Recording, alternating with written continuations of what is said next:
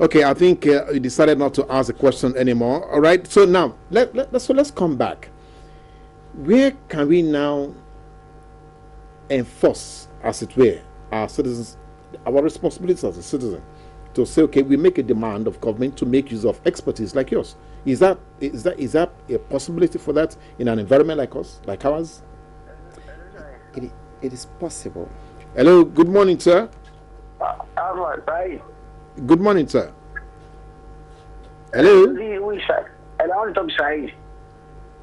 Hello, sir. This you're calling a television station. You're not calling Sahid. Hello. I think we lost him. Okay, must have been a crossed line. Okay, so do we have an opportunity to do that? We do. What I'm not exactly sure right now is how we're going to do that. Yes. Okay. Because what we need to There's do. There's nothing in the Constitution that says that the citizens can make a demand.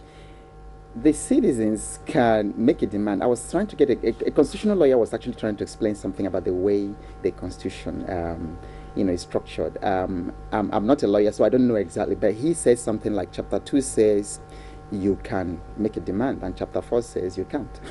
Now, okay, let's move on with that, because I'm just a little bit perturbed that with the kind of knowledge that you have, and not only you, quite a couple of Nigerians, then how do we begin to see the impact of local content in the oil and gas industry, in the maritime industry, there are so many thriving, sectors of the economy that Nigerians are not having optimal opportunities. In fact, so many thriving sectors, now that you mentioned it,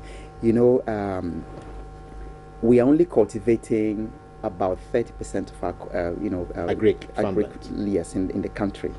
And then in Nigeria, we have about 3 million hectares that can be cultivated for sugar. Right now, we are cultivating 150,000 only. For sugar? For sugar. There's 3 million. And here we are importing 1 million tons. So the opportunities exist. But then, if I attack your question, specifically, I think that what we can begin to do is look at the possibilities, because the truth is many people have actually given up when it comes to the government. Many professionals have given up.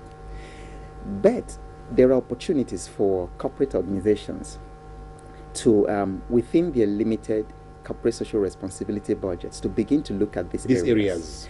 Because we're discussing with a friend of mine, and we said, some of these corporate organizations, multinationals, in their homelands in different places, they do these things. They are funding things like science and technology. But then they come here, they are funding entertainment for us, funding music, funding, pageants. Funding pageants, funding comedy. Okay, we can laugh, but where is that taking us as a country? But if they can channel that effort, NLNG is doing something great. I was going to come to that, but let's go on. Let's go. No, go on. Yeah, so the prize in literature that they give, it's great. It's raising that. That's the sort of thing we need to see more. Then last year, MTN did something that's very, very commendable that I think others can, take a cue from.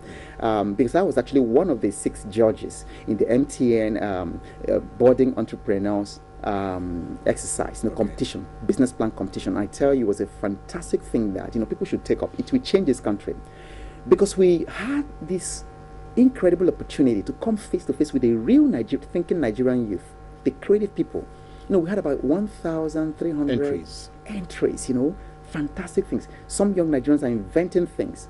Some are inventing electricity without battery, without gas and things like that. Young people.